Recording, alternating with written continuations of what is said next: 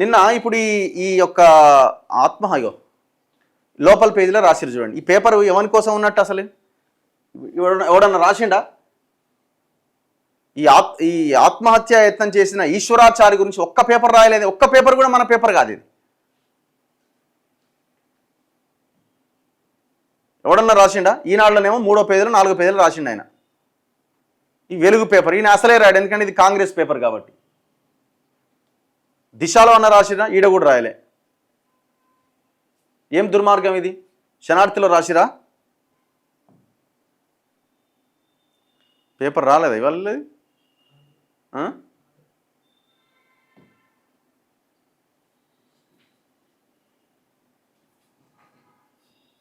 వీళ్ళు కూడా రాదు, ఎందుకంటే ఇది వాళ్ళదే కదా పేపర్. ఇగో, బీసీలకు అన్యాయం జరిగిందంటూ ఒంటికి నిప్పంటించుకున్న యువకుడు. బీసీలకు అన్యాయం జరిగిందంటూ ఒక యువకుడు నడి రోడ్డుపై ఒంటిపై పెట్రోల్ పోసుకొని నిప్పంటించుకోవడం కలకలం రేపింది. ఈ ఘటన మేడ్చల్ మల్కాజ్గిరి జిల్లా మేడిపల్లి పోలీస్ స్టేషన్ పరిధిలో జరిగింది. స్థానికులు తెలిపిన వివరాల ప్రకారం, వీడియోస్ ఉంటే దాంట్లో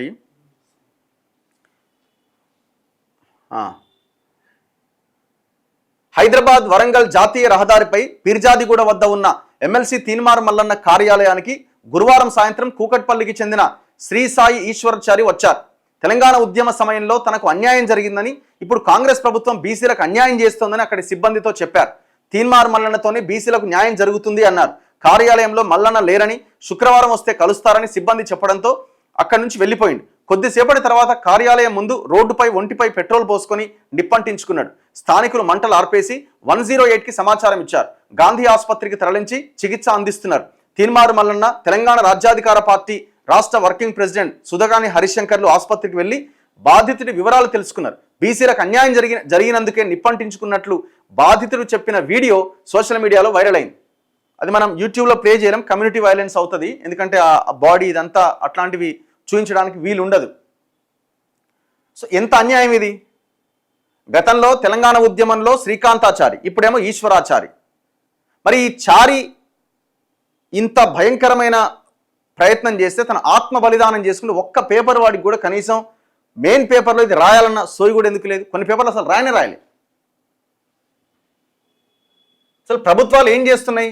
బీసీలకు మోసం ఎవరు చేసిరు? అన్ని పార్టీలు కలిసి మోసం చేసినాయి. కాంగ్రెస్ కూడా మోసం చేసింది. కాంగ్రెస్ ఫస్ట్, బీజేపీ మోసం చేసింది, బీఆర్ఎస్ మోసం చేసింది. 42% అని ఊదరగొట్టి మాయ చేసి కనీసం పార్లమెంట్ ఎలక్షన్స్ వరకు, పార్లమెంట్ సమావేశాల వరకైనా ఆగకుండా నోటిఫికేషన్ ఇచ్చారు.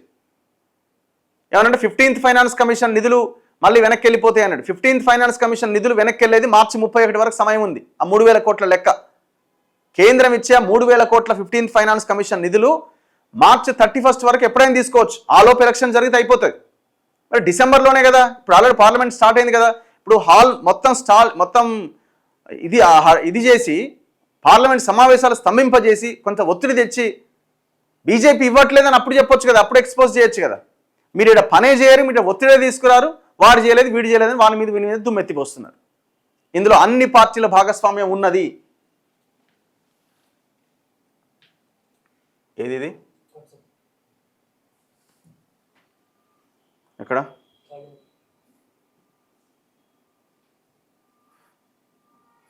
సో నిన్న ఎవరు వీళ్ళు? వాళ్ళ వైఫా? మ్యారేజ్ అయింది ఆయనకి పాపం. వాళ్ళ వైఫ్ అట.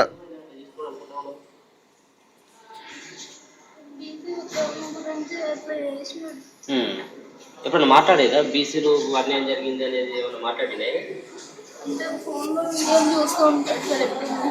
ఏ వీడియోలు చూసేది బాగా? బీసీలకు సంబంధించినటువంటి వీడియోలా?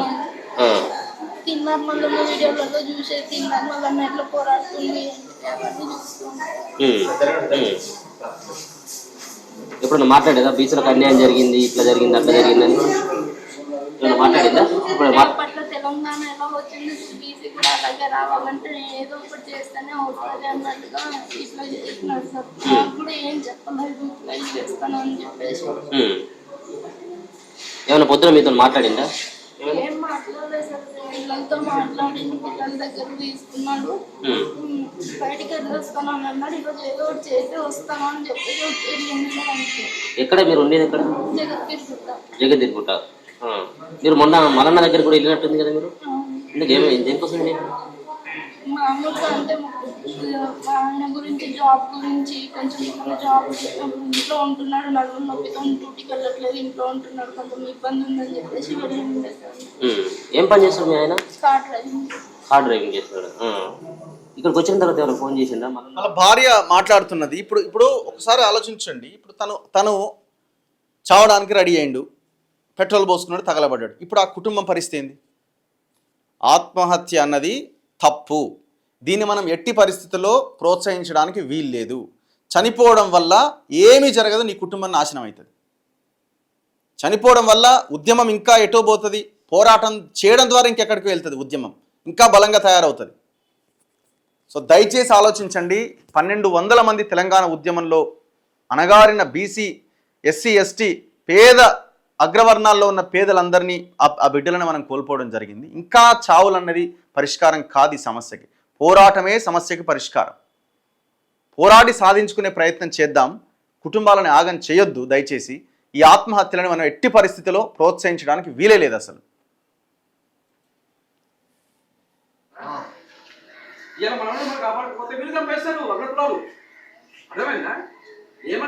అంటే కుటుంబ సమస్యల వల్ల చనిపోయడానికి క్రియేట్ చేస్తారు. చనిపోయిన బీసీ సమస్యల వల్ల అది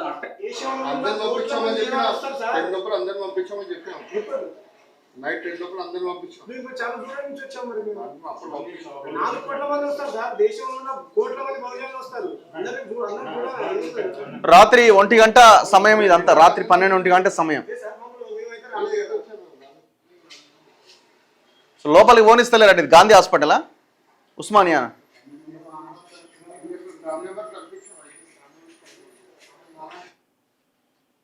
సో ఫ్యామిలీ వీడియో ఉండేది ఒకటి. నిన్న ఎవరు మాట్లాడారు?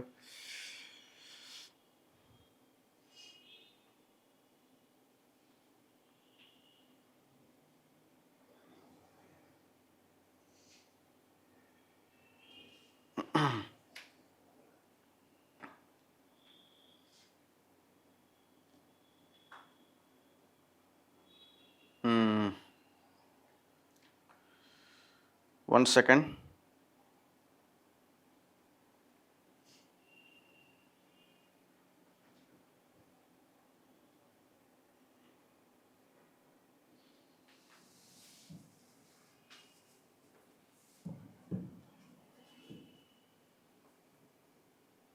There you go.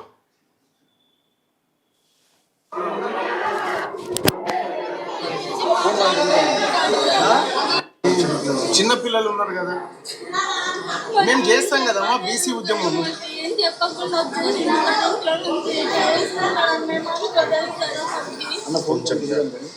బీసీల గురించి మాట్లాడుతున్నాం.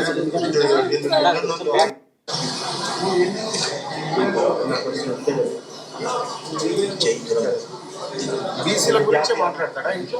ఇప్పుడు న్యూస్ చూస్తారనే ఇన్ఫర్మేషన్ బీసీలకు హక్కులు రావాలి అత్యంత బాధాకరమైన.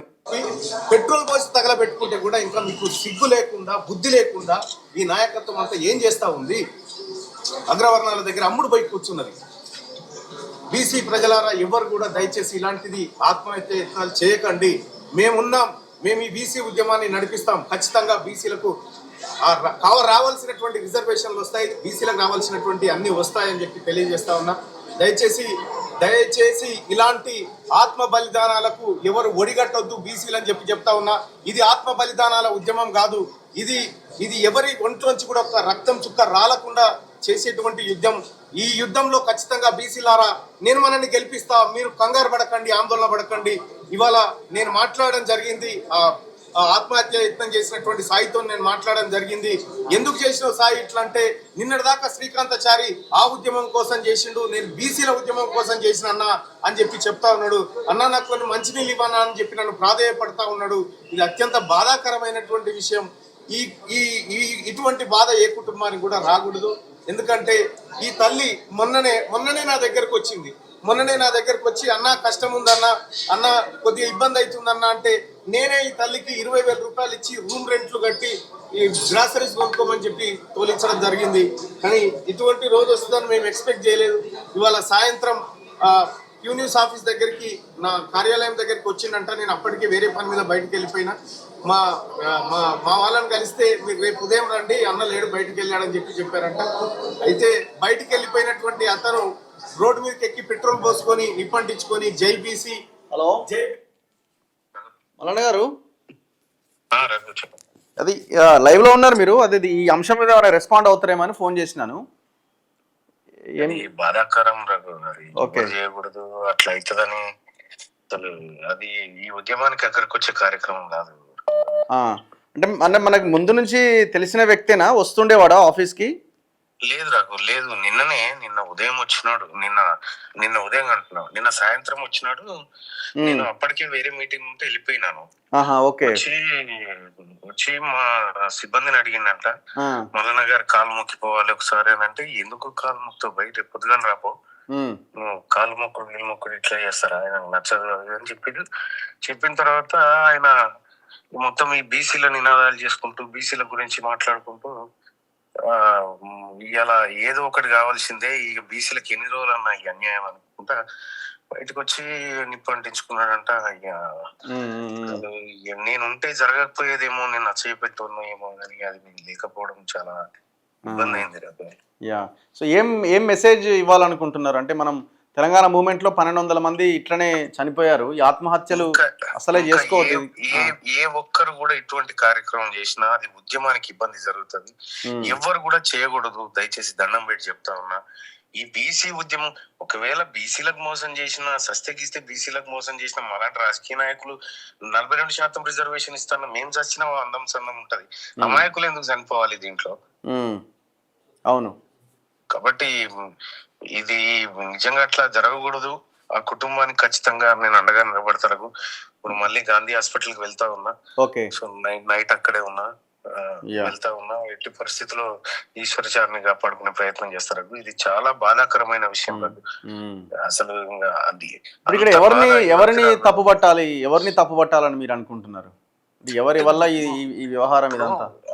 సాయి మాట్లాడిన మాటలు గాని, మనం చూస్తున్నటువంటి మాటలు గాని, 42% ఇస్తాని మోసం చేసినటువంటి కాంగ్రెస్ పార్టీ ప్రధాన ముద్ద అవుతుంది దీంట్లో కదా. ఇస్తాని మోసం చేసి ప్రజల్ని మభ్యపెట్టి ఇంకా వాళ్ళ ఆకాంక్షలతో ఆడుకుంటూ ఉంటే, కేవలం ఓట్ల రాజకీయం కోసమే కాంగ్రెస్ పార్టీ ఇట్లాంటి డ్రామాలు ఆడుతూ ఉంటే ప్రజల ఆవేశానికి గురవుతుంటారు కదా. అదే జరిగింది దాంట్లో. ఇందులో ఒక కాంగ్రెస్ పార్టీ అనే కాదు, అందరం కూడా బాధ్యత వహించాల్సి ఉంటది నాకు. ఎందుకంటే ప్రజల ఆకాంక్షలన్నిటిని కూడా, ప్రజల ఆకాంక్షలను నెరవేర్చడంలో రాజకీయ నాయకులుగా, మీడియాగా అందరంగా విఫలమైతా ఉన్నాం. సో ఇది వాళ్ళలో బాధ కల్పిస్తా ఉంది. ఆ బాధ నిజంగా మళ్ళీ ఎవరికి కూడా రాకూడదు. చిన్న చిన్న పిల్లలు రాకు, వాళ్ళ భార్య అయితే రోజు నా వీడియోస్ చూస్తా ఉంటాడంట. రోజు వీడియోస్ చూసి ఈ బీసీ నినాదం గురించి మాట్లాడుతూ ఉంటాడంట. అయితే వాళ్ళ పాపం ఆయనకు ఆరోగ్యం బాగాలేకపోతే వాళ్ళ భార్య మల్లన్న దగ్గర మల్లన్న ఆదుకుంటాడని చెప్తే ఆ 3 పిల్లల్ని తీసుకున్న దగ్గరకు వచ్చింది. వస్తే అన్న 2 నెలల నుంచి ఇంటి రెంట్ కట్టలేదన్నా, ఆ పిల్లలకి ఏం పెట్టలేకపోతున్నా అంటే నేనే 20,000 ఇచ్చి పంపిన రఘు. 20,000 ఇచ్చి మా అమ్మ మీరు బాధపడకండి మేము ఉన్నాము అని చెప్పి ధైర్యం చెప్పి పంపినారు. ఆ తర్వాత ఆ అబ్బాయితో ఫోన్ లో కూడా మాట్లాడినా. ఫోన్ లో ఏది మీ అంటే వచ్చిన వాళ్ళు ఎవరు ఏంది తెలుసుకోవడానికి మీ ఆయనకు ఫోన్ చేయండి అంటే చేస్తే ఆయన కుటుంబం గురించి చెప్తలేడు, బీసీల గురించే చెప్తా ఉన్నాడు ఆ రోజు ఫోన్ లో కూడా. వచ్చి ఇంత కార్యక్రమం చేసిండ్రు. సో ట్రీట్మెంట్ ఏంటి ఇప్పుడు? గాంధీలోనే ఉన్నాడా? 97% కష్టం కదా. 97% బర్న్ అయ్యిండు. ఇండియాలో అర్థమైతలేదు. ఇప్పుడు అక్కడికి వెళ్తున్నారు. ఓకే రైట్ అన్న, రైట్. సో 97% కాలిపోయిందంట బాడీ. చాలా కష్టం. ఈ బర్నింగ్ కేసెస్ ఎట్లుంటాయంటే లాస్ట్ వరకు మంచిగానే ఉన్నట్టుంటారు, సడన్గా కొలాప్స్ అవుతూ ఉంటారు. అందులో దట్టు అబోవ్ 60% కాలితేనే ఇంకా అది మనం చాలా కష్టంగా ఉంటుంది. కానీ 97% కాలిందట. ఇప్పుడు ఆ తను చేసినటువంటి ప్రయత్నం వల్ల ఎవరికి నష్టం, ఎవరికి ఏంటి అంటే బాధ్యత వహించాలి ఎవరు అని అంటే ఖచ్చితంగా సమాజంలో ఉన్న ప్రతి ఒక్కరూ బాధ్యత వహించాల్సిందే. ప్రభుత్వాలు అందులో మొదటి ముద్దాయి, దాంట్లో ఏం డౌట్ లేదు. కానీ ఈ ఆత్మహత్యల వల్ల ఏమీ జరగదండి, ఏమీ జరగదు. వాళ్ళు ప్రభుత్వంలో ఉన్న వాళ్ళకి రాజకీయంగా ఇబ్బంది జరుగుతుంది అని భావించినప్పుడు మాత్రమే నిర్ణయాలు తీసుకుంటారు. సో ఆ రాజకీయంగా మనం ఇబ్బంది చేసే ప్రయత్నం ఎప్పుడైతే చేయడం స్టార్ట్ చేస్తామో అప్పుడు నిర్ణయాలు బయటకు వస్తాయి. సో దయచేసి ఆత్మహత్యలు చేసుకోకండి, కుటుంబాలను ఆగం చేసుకోకండి, ఆగం చేయకండి. దయచేసి ఏమి జరగదు మీ మీ మీ చావు వల్ల.